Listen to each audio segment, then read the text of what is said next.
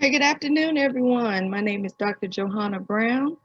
I am the Assistant Registrar at Durham Tech and also the Treasurer of this fine association. So on behalf of N3C SDPA, I thank you for joining the Racial Battle Fatigue, Identifying, Navigating, and Thriving Through Toxic Racial Stress session this afternoon. As all previous sessions, the panelists cannot see or hear you. However, they have received the questions you submitted during registration.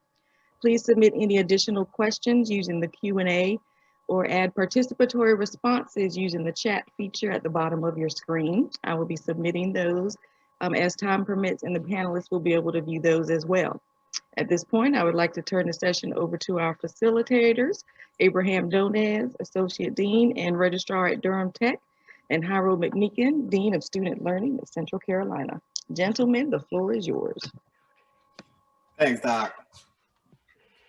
Thanks, Dr. Brown. I appreciate you. Miss working with you, so thank you for doing that for us. Thank you for joining us today for our racial battle fatigue. We're gonna modify something a little bit just because I think I didn't realize that I wasn't gonna be able to hear or see the participants, which is fine. So please feel free to use the chat feature. If you have any questions, please put them in there. If there's anything you need more information on, please, as much as possible. We want to try to engage you as much as possible in this, so you're not just listening to us talk. And so my name is Jairo McMeekin. Like was said, my pronouns are he, him, his, and we. And I am Abraham Donez. I use the same pronouns, and él y nosotros as well. Okay. And so the picture that you're seeing on your screen, this actually comes from a book that recently came out called Black Fatigue. It was written by Mary Frances Winters. And a lot of this presentation is going to be based off of this. There's some other resources that we use, but a lot of it is going to be based off of this. And it talks about, what Black fatigue is. And we'll talk more about that as we go on.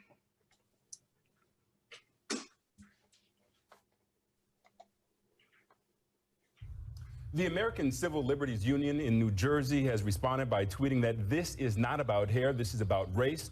How many different ways will people try to exclude Black people from public life without having to declare their bigotry? Guys, on many levels, I'm just kind of tired of telling these stories and trying to normalize them on some level. Obviously, rules are important. They help young people grow and develop. Every youngster should be so fortunate to be in an environment that there are some expectations. But I guess the question I have is, where were the adults in that room? Where was anybody with the moral courage to stand up and say, this isn't right? Mm-hmm. There's a better way to go about this. Right.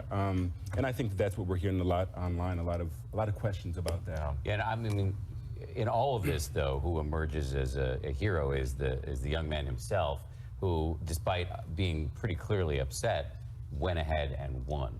So good on him. And because of that, his team won. His team won, and you got to remember, this is a school. This is a school of thought. I mean, they're not raising these youngsters to be professional wrestlers. They're raising them and grooming them to be great adults. Yes.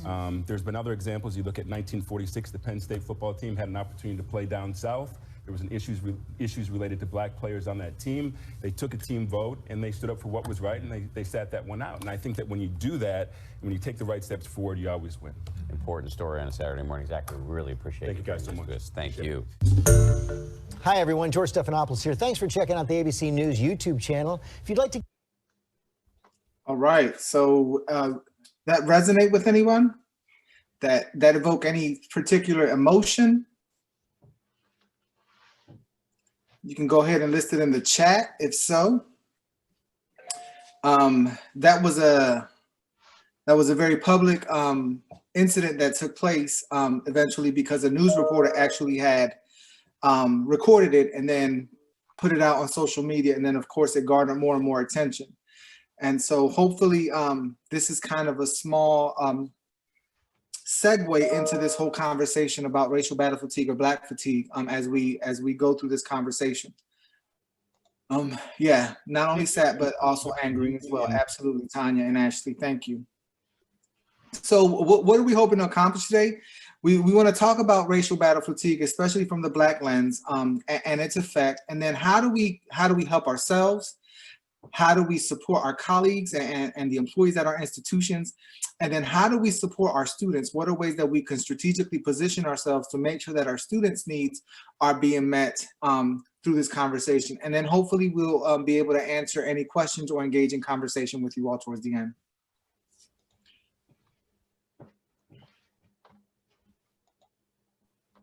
Dan, what are your thoughts? It's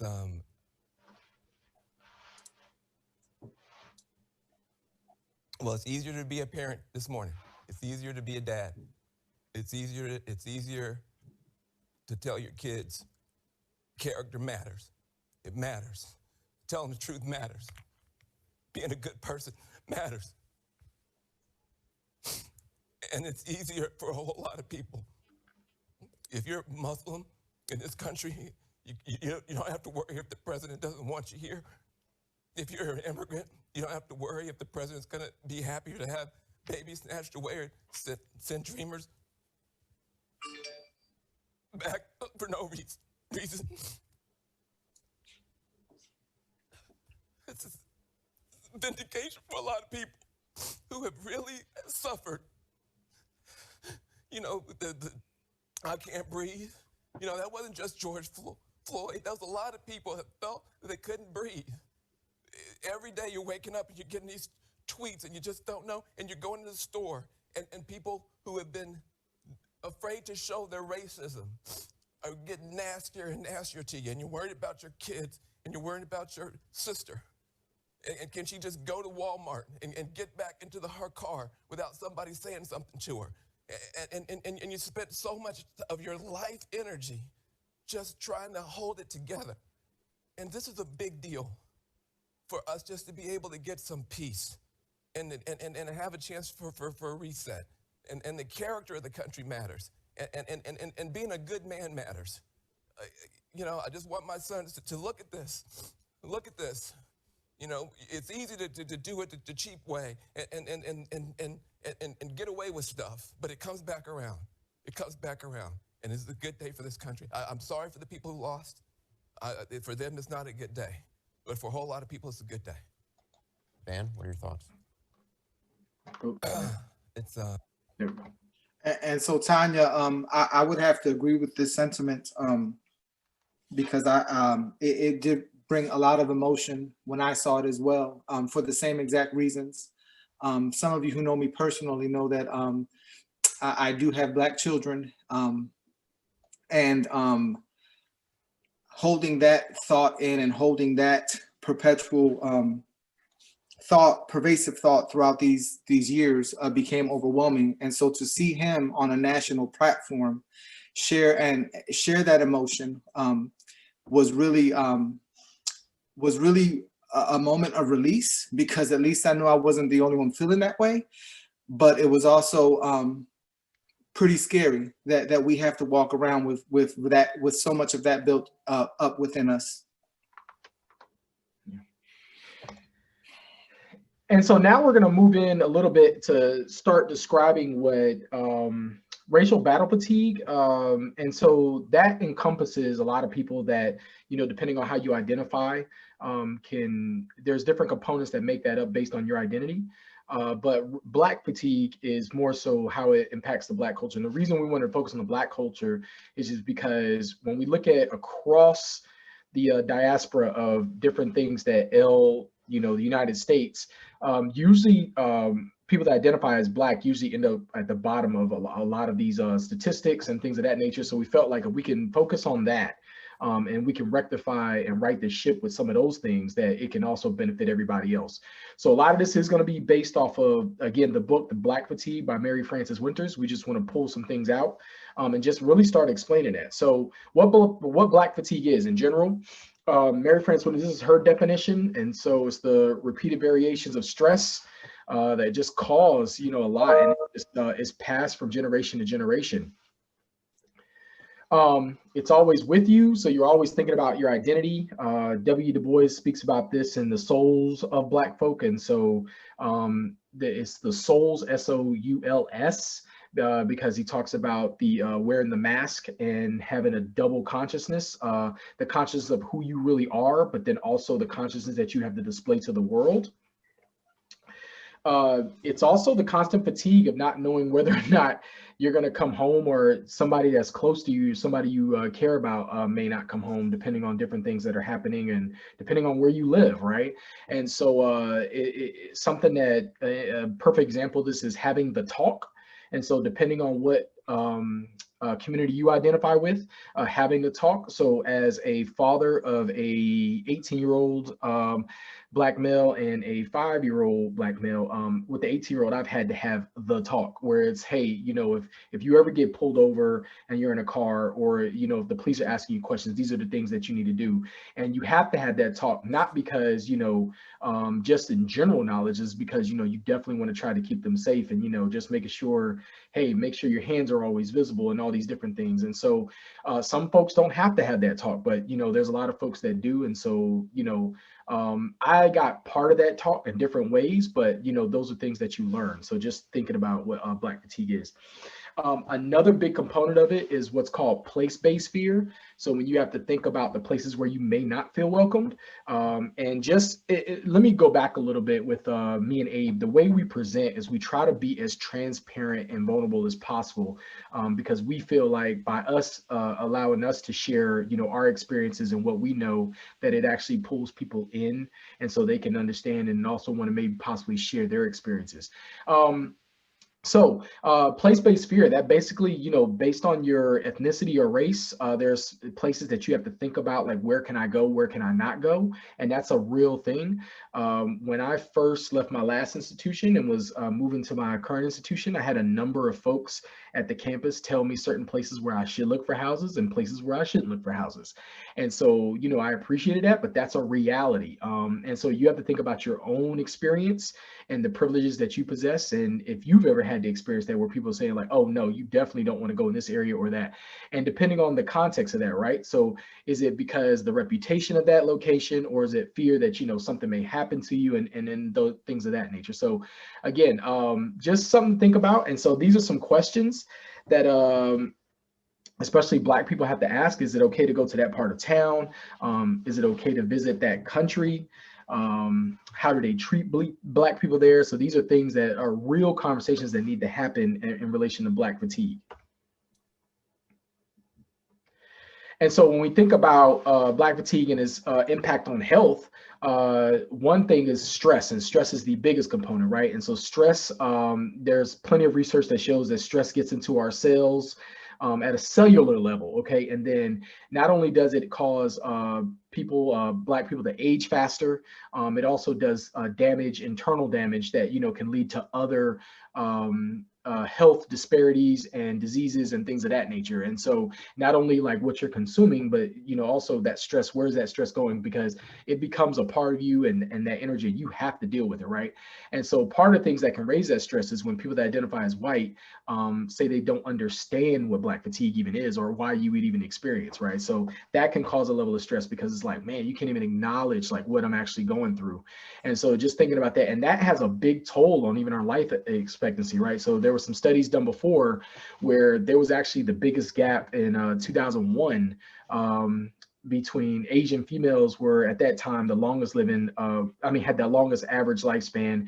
And the gap between that and Black men was 21 years. Okay, so they actually had 21 more years on this planet because of, you know, different variables and how complex this thing can be. And so there was even another study that they looked at different populations, and they said that Black men in Harlem had less of a chance to reach the age of 65 as men in Bangladesh, which is like an extremely impoverished country, right? So it's just like, how is it in the United States that with everything that we're dealing with, that happens? And so just to think about it, thinking about the, you know, how people interpret pain, and, you know, how Black fatigue actually its impact on that, especially Black women. They're more likely to, it's a huge percentage jump, right? Where they're more likely to die from pregnancy or childbirth related causes. And then you would think that, a lot of times people say, oh, it's just socioeconomic, it's all about, what you have access to. And that's not true in this case as well. Like, they could have way more credentials and be further along in their lifestyle and status and things like that. And they still are going to have some of those same consequences and they're dealing with. Another concept we just want to relate to you, if you never heard of this, is epigenetics. And so this is the concept in theory that, your past is generation to generation. So if I'm experiencing something, it causes a change at a cellular level, not necessarily my DNA. And then I pass that on to, my offspring, who then pass it on to theirs and things of that nature, depending on if they're in that same environment or experience similar circumstances.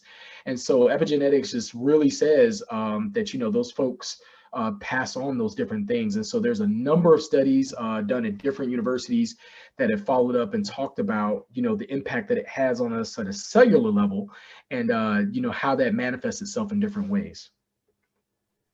And so while we described how it presents itself in general, and we talked about how it's related to health issues, right? So now we want to focus on the work environment because that's relative to all of us in this group right now. And so Black fatigue and what it looks like. Well, it looks like when applicants with white names are 50% more likely to get a call back than those with Black names, regardless of the industry or occupation. Very, very startling statistic, right? But the reality of the world we're in.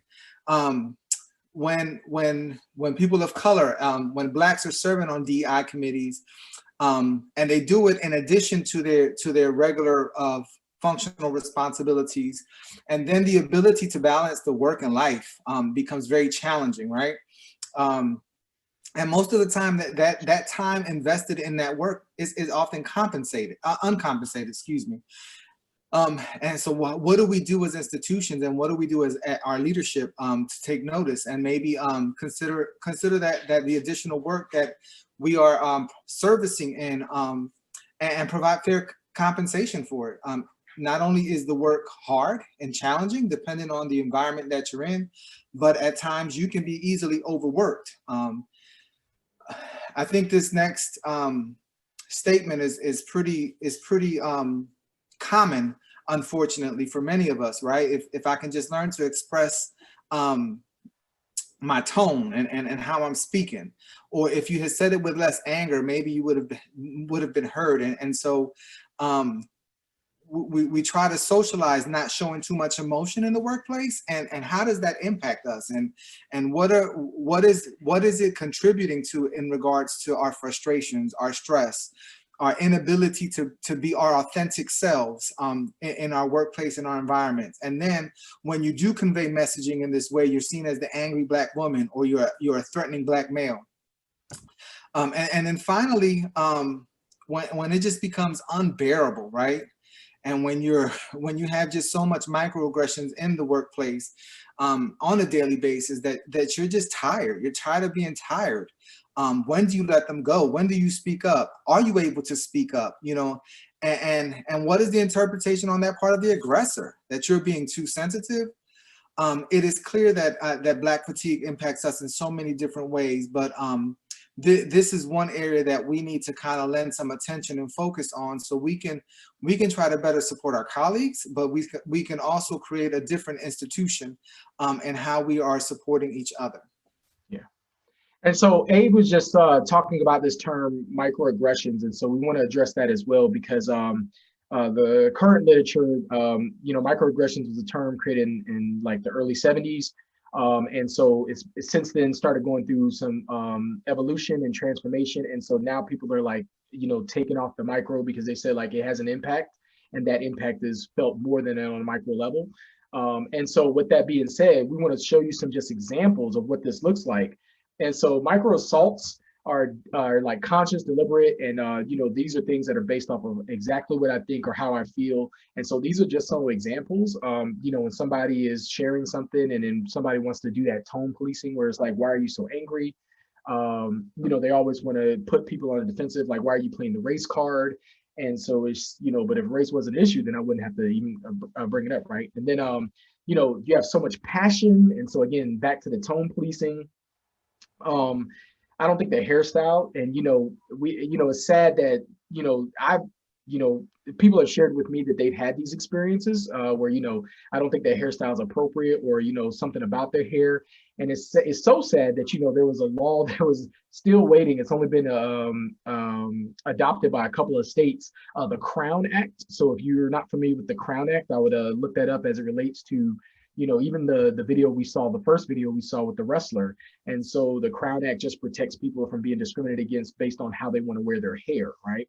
And so you're pretty for a dark-skinned girl. Again, this is an assault in a capacity, because what do you mean by that? And we'll talk more about like how to combat some of these things. And then you're different, meaning from another, and so causing that separation, saying that I think of people in this way and then you're not that way. So I just want to make sure that I let you know that you're singled out for your good behavior. So just thinking about that. This is a very common one as well. And I've heard this from a number of folks in especially in leadership positions, where they say stuff like, oh, well, they ask questions like, I don't understand why, none of our Black employees are staying around, or I don't understand like why Black people would never don't want to come work here, and things of that nature. And so they put the onus on the persons that were working there or don't want to come work there, instead of taking the responsibility of what is it about me that people don't want to come over here, right? So, if I'm inviting people to my house and nobody wants to come to my house, I can't say something's wrong with them. I need to say like, well, look, maybe I need to clean up a little bit more. Maybe I need to put a welcome mat up, something, I got to do something, but that falls on me. And so that's the kind of things we need to think about, because it doesn't fall on the person. People are going to go where they feel welcome, where they feel belong, where they feel included. And so we all do that. So if people aren't doing those things, you need to figure out for yourself and really do some self-analysis on why. And now we move into the concept of micro insults, right? And so micro insults are typically related to interpersonal communications, and these messages typically convey stereotype, rudeness, and insensitivity that basically demean a person's identity. And so unlike micro assaults, micro insults are often committed unconsciously and may seem more subtle, right? So what are some things that are examples of this? Oh, when people say, oh, you're so articulate. Well, I spent 12 years from K through 12 learning English, and I went to college and got an undergrad and graduate, and now I'm in grad school. So I would expect to be a little bit articulate by now. Encountering mispronunciation of one's name over and over again. It's one thing to mispronounce someone's name because you're not aware that it has a specific meaning or pronunciation, but when you're corrected, my goodness, like how many times do I need to correct you? And if you can invest time saying characters' names from Lord of the Rings, then you can invest some time in learning how to pronounce my name. And my last name is Dones, not Dones. Can I touch your hair? How insensitive? Why would that even be a question that you would ask somebody? What is the Black woman's perspective on this? Everyone has a perspective, right? Encountering an expression of surprise that you're in the role. Oh, you're the manager. Either a look of surprise or verbalization of it. And I just have to speak to an experience of one of my colleagues who shared how unfortunate this has become so pervasive in her life. She's actually a dean of a health technologies area. And when she goes visits clinical sites, sometimes her program coordinator goes with her, and her program coordinator happens to be a white woman. And upon entry into the room, they always salute the program coordinator and say, "Oh, Miss such and such, you're the dean. Nice to meet you." And it's like, no, sorry. Unfortunately, that is not the case. So those experiences become very pervasive and have a lot of impact when we're talking about this fatigue. And then, oh, I have a good friend who is Black. Okay, I have a good friend who's white too. And so as we keep moving, and again, the reason we're sharing these again is so that people have a better understanding of what Black fatigue looks like, because what happens is when you're hearing these things over and over and over again, they build up. It's nothing more than, a dripping pot. I mean, a dripping faucet into a pot. It's like eventually it's going to fill up, right? And so we'll get to that, but we just want to show you like what this looks like in real terms, so that, if you've committed some of these things, hopefully you'll learn now that you need to stop. make amends and then just keep moving, right? If you've never done these things, don't try me. Make sure you try not to do them, right? So we want to move into invalidations. And so these are things that exclude or negate or nullify thoughts and feelings. And so, when people are in certain meetings and, somebody's trying to tell somebody about their own experience. So, it's just, and that happens. And, sometimes it's an accident, but other times, people don't, because sometimes people aren't even aware they're doing these things. And it's more of a personality thing, but there are other times when it's only happening to certain people. And so that's when we have to make note of that, right? And so, again, having something, you throw out an idea, and again, we're talking about in race at this point, but it also happens in gender, because I've seen it happen before, where it's like, well, didn't someone just say that? And then people try to get credit for, somebody else doing something that somebody else did. Being mistaken, oh my God, I have stories for days how many times people have come to me. There was a guy I used to work with at a previous in a previous organization, and I'm a big dude because I like to eat, and so you can't really tell. I mean, I started working out now, but I didn't work out before. Okay, so I've always been kind of big. I got a big belly and things like that, right? Well, there was another guy that worked at the location as well, and he was like worked out all the time. Was really muscular. I mean, you could just pretty tell that he was always working out and things like that. And so we had a colleague, and she came up to me and she was like, "Oh, how was your marathon?" And I was like, "Marathon?" And she was like, "Yeah, your marathon. Like, how was it when you how did you do? Like, where did you finish?" And I was like, do I look like I run a marathon? And she looked at me and she got confused, and she was like, "Oh, it's not you, it's the other one." And then she walked away. And I was like, "The other one?" I was like, man. And so I didn't even get a chance to respond because I couldn't even believe that happened, right?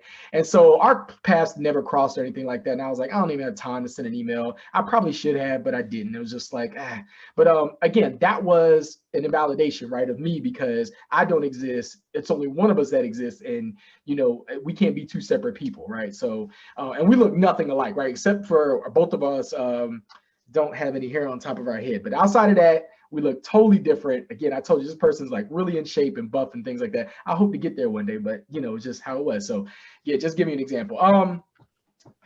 You should be proud of how far your people have come. And so this is a common, not even statement, but more so a thought. And there's another, I can't remember the guy's name, but the way he explained it, he said the problem with a lot of conversations that happen around race is that people that identify as white, they view race in the terms of how it all began at the start of this country and how ill people were treated up until now. And they feel like there's this large time where they were treated like really terribly and horribly, had to deal with all these atrocities. It's not that bad now, so it shouldn't be, people shouldn't really be complaining as much. Whereas people of color, especially Black people, look at race in the terms of how things are and how they could be and should be. And so that's where the disconnect comes in having conversations about this. And so just thinking about that, like, yeah, we may have come a long way, but we should have never been treated like that in the first place. So let's figure out how we can get to where we need to be and stop focusing on, how far we've come.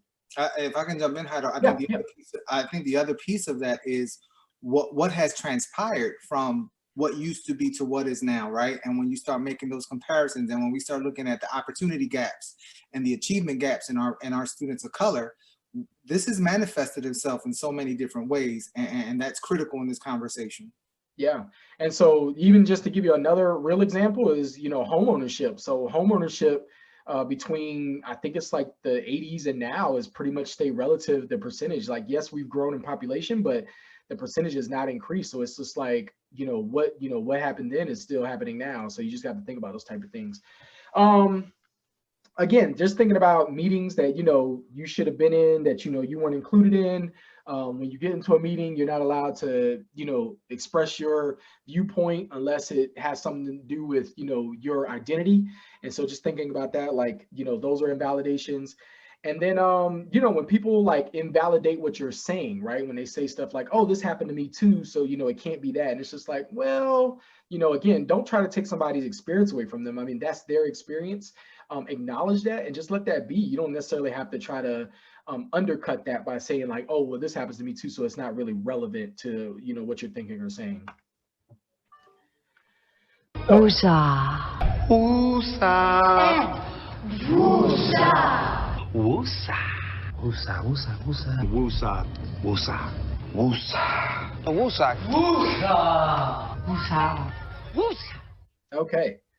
So that's a short clip for a different compilation of clips from Bad Boy. And so in the movie, Martin Lawrence goes to a therapist that talks to him about practicing woosah, like when every time he gets stressed, to really try to think about like, happy thoughts, woosah, pull your ears just to, ground you a little bit, bring you back into your energy, your center, and try to get through the situation, right? If it's high stress.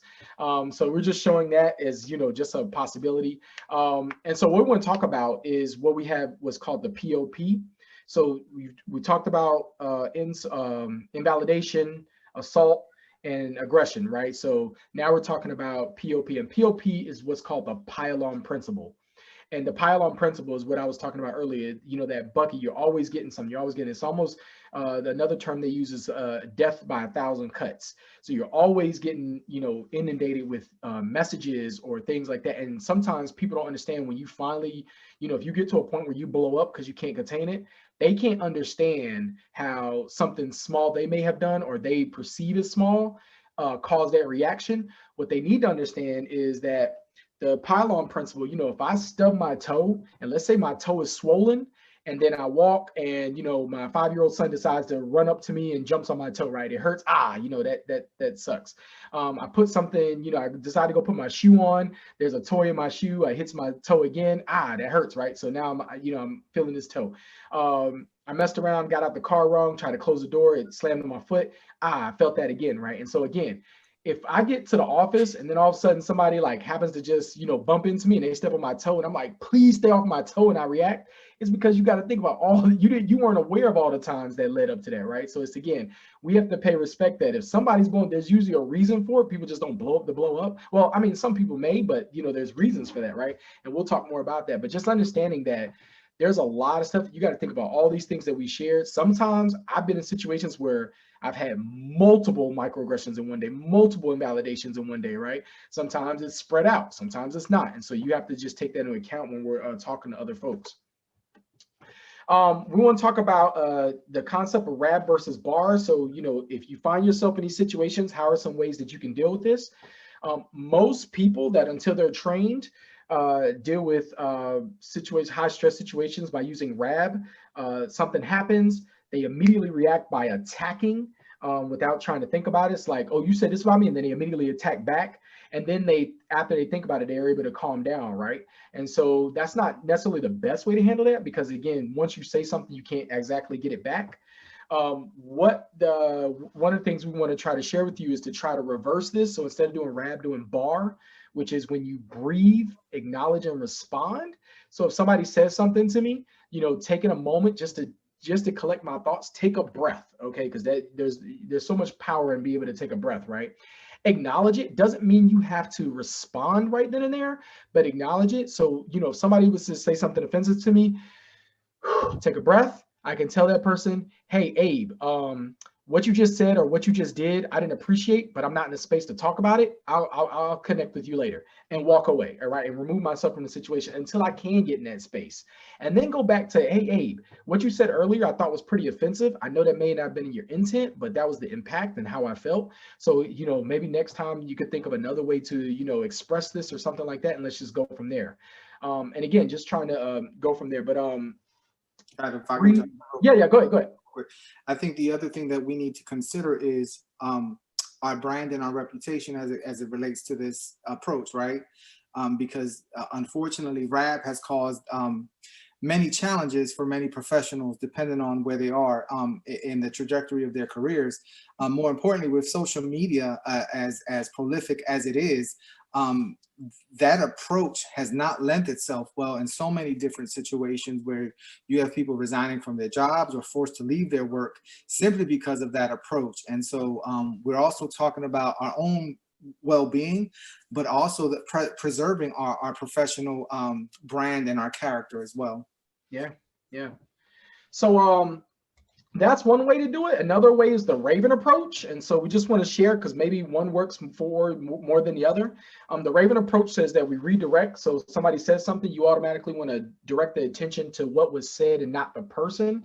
So you want to talk about the issue, because sometimes when we attack the person or try to, acknowledge and really respond to engage the person, sometimes people get so defensive they can't even understand what may have happened. So you definitely want to direct to the behavior and focus on that. You want to ask probing questions. So, somebody says a joke that you find kind of offensive to you. Maybe like, what do you mean by that? Or, maybe say that somebody says something is like, could you explain more? Because I'm not understanding what you're getting at. Sometimes that's enough to, trigger them to be like, oh, okay, maybe I shouldn't have said that, and just understand. If you can bring in values, especially all of us, we, most humans like to think of highly of themselves. So how do we clarify our values? So again, just throwing it out there like, hey, Abe, I noticed that, you said this or whatever like that, but I know that that's not what you really stand for. So I would like to, just try to understand more of what you meant by that. Or can you explain a little bit deeper so I can understand how this ties into what you say you stand for? And again, you're putting the onus on them to allow them to explain and just do that. Emphasize your own thoughts and feelings. Use I statements, not necessarily, being accusatory. There's another great book, Getting to Yes, that talks about that. The more I statements you can use, because it talks about how you feel. It's not necessarily how you don't want to test what you think to somebody else. And so you don't want to speak for yourself. And then last but not least, just talk about the next steps. Like talk about like, hey, where do we go from here? And I think sometimes people say these things and they address them, but then they leave it wide open for interpretation. Like say like, hey, I just hope that going forward, we can do this, blah, blah, blah. And so, whatever those steps are, maybe you could talk to such and such before you send that email with this kind of language in it or something like that. But again, providing people with next steps and giving them a charge is really going to be helpful. I see a question in the chat. What is for white? Yeah. What would be the best way for a white counselor to share these with Black students or any students really? Is it our place to suggest these ways for helping them combat this fatigue? Yeah, I think it's depending on your rapport. So depending on if you already have rapport or you're trying to develop it, right? So I think anytime if I have rapport folks, then yes, I can just openly share that, say like, hey, let's say I identify as white and I'm talking to some Black students and I say like, hey, things are messed up, right? They are. Let's just put it out there. Let's talk about the elephant in the room. They are. But I want to be able to use my privilege and my power to help you. And so one of the ways I want to help you with is understanding, like, if you ever feel this way, let me know. And however I can use my power, my influence, whatever it is, I want to do that for you, right? And so that builds even more rapport because I'm putting it out there. I'm showing, that I'm willing to go to bat for that person, right? If I'm trying to build rapport, hey, if you ever feel these things, let me know because I want to be able to help you, right? And so, and again, and don't just think that I'm just talking, like I really want to walk this walk. So, if there's ever a situation and walk through situations, you can offer the role play, say if these things happen, express it this way, things of that nature. I think anytime you can do anything like that, that empowers those students to handle on their own, not necessarily that you're going to be the person that just takes care of their problems, but also can empower them. I think it's also important that you approach this conversation with authenticity and transparency. Yeah. Don't fake it. People of color are very cognizant of knowing when someone's true intentions are really there, or when they try to sugarcoat something or not be authentic in their approach. I think the other challenge, Sydney, that presents itself is, if not you, then who? And so are we going to continue to allow our students to carry around this fatigue, this burden, and just transplanting it from one space to the other, in the classroom, in our offices? And so we're not creating the environments our student needs to really progress and move them forward. And we're not helping them learn to articulate and how to engage in civil discourse and conversation. So I believe it is up to us as an institution of learning, and not just in the classroom. Every aspect of what we do, from student services to academic instruction, is integral into this conversation and into the supports that we need to provide to students. Yeah. And if I can add one more thing, then, just based on what Abe was just saying as well, is this can't all be you either. Like, right? So this means you talking to your colleagues, talking to those people in your area, whatever you work, your institution, having those conversations with your colleagues that you are doing this work with, and helping them as well, want to get on the same page as far as like how we're going to tackle this, right? So then it doesn't matter who that student goes to, everybody's going to be in the same mindset of wanting to do this and help those students along, right? So just thinking about that, because that's where you have a lot more power as well, right? Is the people that we have across from us, and just thinking about that. So Sydney, I hope that answers your question. We'll come, if you still have a question, feel free to send another question in there, but we appreciate you doing that because, you know, we love the engagement. So let's move on to some, you know, how we think about how do we help ourselves. Yeah, and so one of the approaches is really committing to meditation and healing circles, and trying to surround yourself with some wholesomeness in regards to how you're approaching this. And I'm gonna let Jairo take the next two. Yeah, and so and going back to the healing circles, that comes from some Native American practices that they do to, you know, be able to build agency and, you know, help each other. So that's just something. And then according to the book, they say, you know, there's some people, I mean, this may sound funny, but it's a thing called the NAP ministry, where, you know, if you're getting overly stressed and, you know, you're dealing with a lot of racial fatigue, you know, figure out a way that, you know, if you have an office and you're privileged enough to have one, or maybe there's another place in another building that you can go to. And, you know, I know most of us are working at home now. So yeah, if you're at home, you know, schedule a 30-minute appointment with yourself to be able to, like, you know, go take a nap. And sometimes that's enough to reset ourselves, right? So it's just, you know, trying to do that. There's another thing called barbershop therapy for those folks. And then, you know, it could be called salon, depending on where you go to get your hair done. I don't have to go anywhere. So anyways, but when you're thinking about, you know, talking to other people, that sometimes just listen to other people vent and be able to get into a space where, you know, you won't be judged, and, you know, it's very unconditional. Going back to like Carl Rogers, you know, so just thinking about the ways that we can do that. Those therapy, you know, those sessions sometimes can help us get through too, right? Because then we can unload the things that we're going through as well.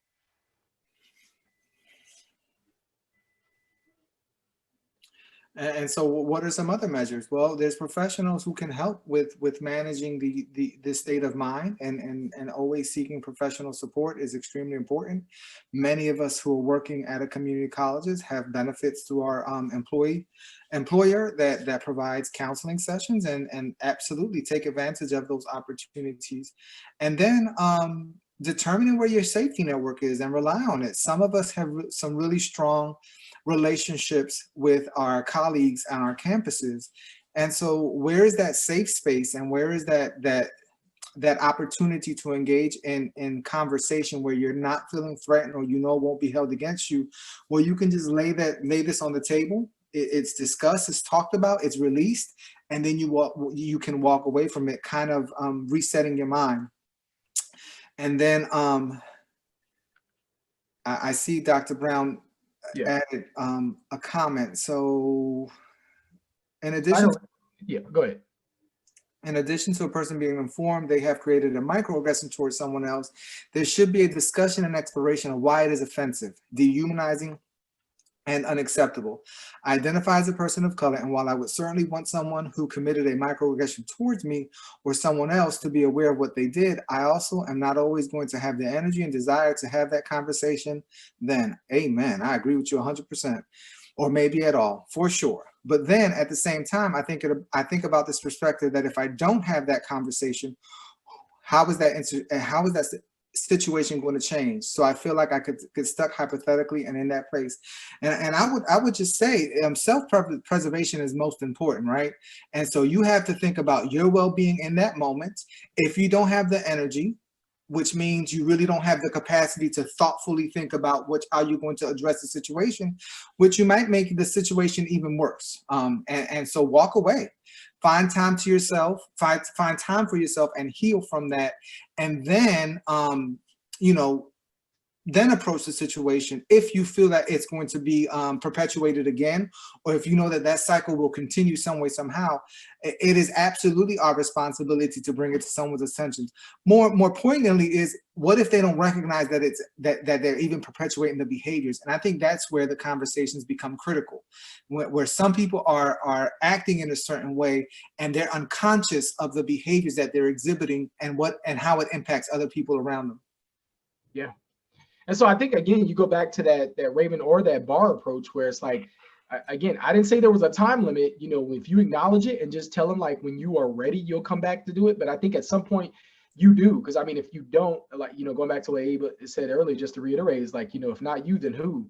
And you know, this time it may be you, next time it may be a student, right? And then that student may not come back. And so we want to try to prevent that as much as possible.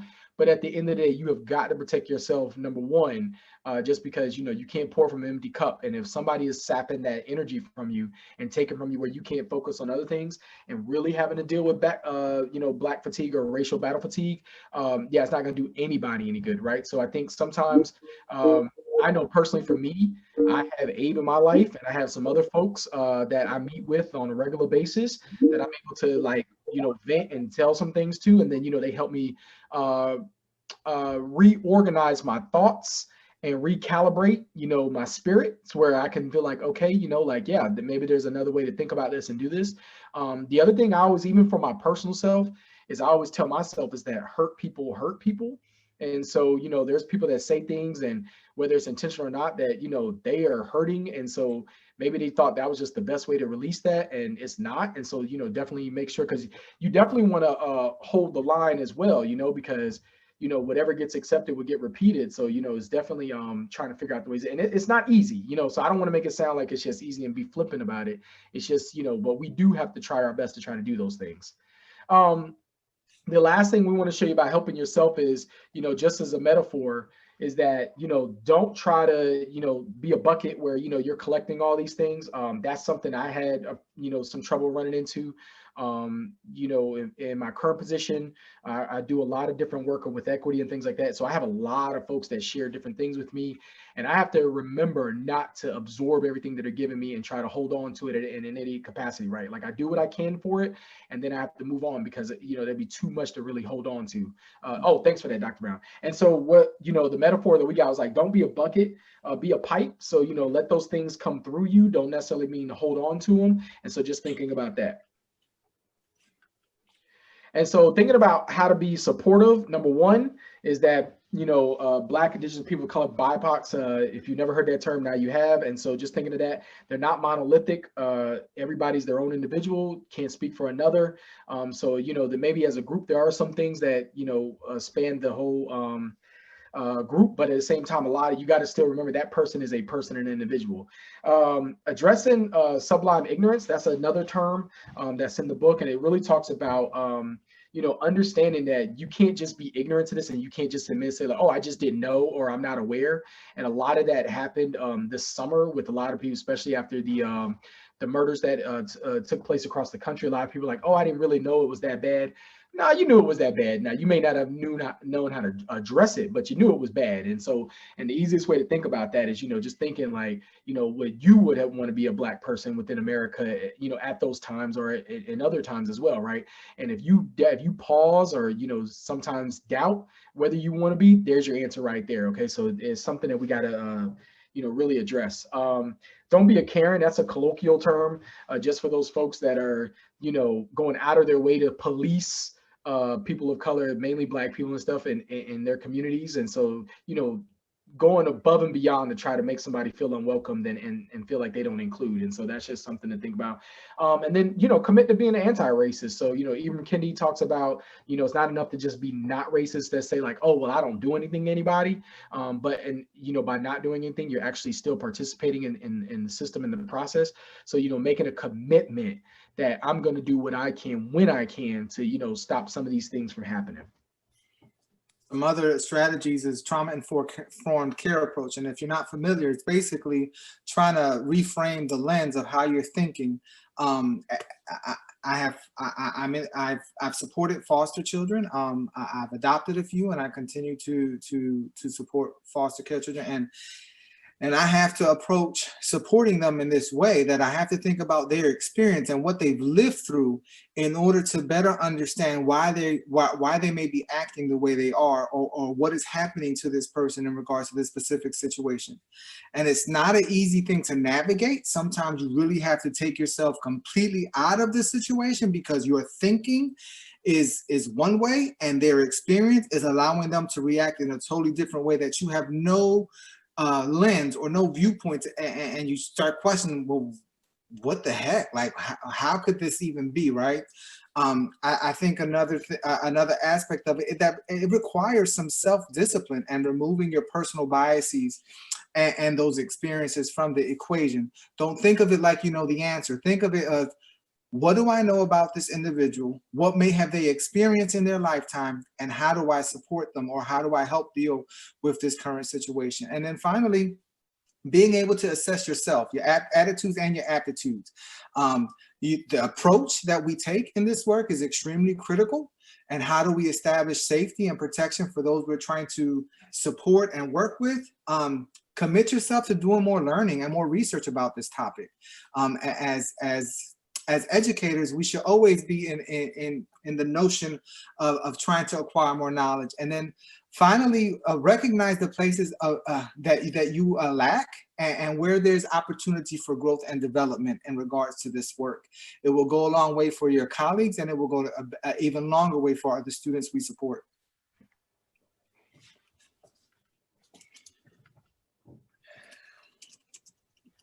Dr. Brown, I think we're ready for the questions. Yeah. All righty. And right now we just have one. Okay. Do you believe that establishing an equity DEI committee is valuable? If so, what advice do you have in advocating for one at a community college? How should this committee recruit members without forcing employees with marginalized identities to participate? So, as someone that is always trying to do this kind of stuff and just, you know, in the research as well, yes, it is valuable if it's authentic, right? So if it has, as long as you can make the difference between it being a token committee, like it's there so we could say we have one, or we're doing this just so we could talk about it and not really want to do anything about it. The first things I would do is ask your administration, are they willing to support your efforts with a budget or with some kind of like compensation, like maybe time off to work on some of these things? If that is not part of you, if they don't answer yes to either one of those questions, then it's not serious. I wouldn't form it, because that means they are not ready and you're just gonna be spinning your wheels. I'm telling you up front, if you want to save yourself some frustration, I'm not saying you don't still do the work. I think you just do it based on, you know, building those individual relationships and doing what you can. But please do not jump into an organization unless you just, you know, are a glutton for punishment, and you're just really into masochism. Yeah, I would not, you know, do that. I would try to make sure you get the support, because if people, you know what's important to folks based on how they spend their money and how they spend their time. And if folks aren't, and that's another thing too, if your administration is not even willing to get in that and those conversations as well and be a part of that, then I wouldn't do that. But, you know, there's other ways to support people from marginalized populations. And again, I think one of the best ways is building relationships with them, understanding their perspective, that individual's perspective, and then figuring out how you can do that, especially for them and our students. Abe, you want to add anything? Yeah, I think one of the key words that you use in the question is valuable, right? And so what is that value and what does it look like? And so sometimes we need to research our own institutions to see where there's opportunity for us to address issues in regards to equity, in regards to social justice. And so it's important for us to understand what the data is telling us. I mean, if you know that there's a phenomenon at the college as it relates to student success, and you know it's when you peel back the layers of that data and it's showing that there's an inequity in regards to racial and ethnic success for students, then I would hope your institution will start looking at what is taking place and what is going on. And absolutely, Dr. Cromartie, I hope I'm pronouncing it correctly, seek outside consultants. The challenge with seeking an outside consultant is it is costly, but in my opinion, put your money where your mouth is. If you know that there's a need at the institution and it's related to DEI, so show me you're committed to improving this environment, improving our space to support our students, to support our employees. Yeah. They're our biggest assets. So if we're not willing to invest in them, then why do the work, in my opinion? Yeah. And so, and just to end on one last note, and Dr. Brown, you've been a phenomenal mother. I just want to let you know that, okay? So you've been phenomenal. Zeta phenomenal, all right? So, What's called? No, what I was going to say is that one last thing is that even with that committee work, one thing I wanted to recommend is you have got to do your own work as well. You can't expect like this committee to address some things that you're afraid to address yourself, because that will come out and that will not only discredit what you're trying to do, it will undermine all your, all the work that you're trying to do. Because if you're not willing to do that work yourself, you starts with you. If you're willing to do the work and be comfortable with being uncomfortable, then you'll be able to move in and actually, form a coalition to actually tackle some of these things. And if I can also interject, you're not going to have a challenge with seeking support from your marginalized communities or employees, because if there's authenticity and there's a commitment by the institution, for those of us who are committed to this work and wanting to see reform at our colleges, we will invest and commit as long as we know that the institution is being authentic in their approach and they're committing to supporting the work with finances and with time. Yeah. So lastly, this is our contact information. If you want to engage us anymore, please send us an email, reach out to us. We love to have these conversations because, again, it allows us to learn more and how we can help other folks. And so, yeah, if you want to do that, please do so. Just send us an email and we'll have a conversation. Thank you. And thank you, Dr. Brown. You're welcome. Getting a lot of thank yous in the chat. Y'all have been fabulous as usual. Always love learning from you. Thank you. Everyone enjoy the remaining session for the afternoon. Thanks for joining us.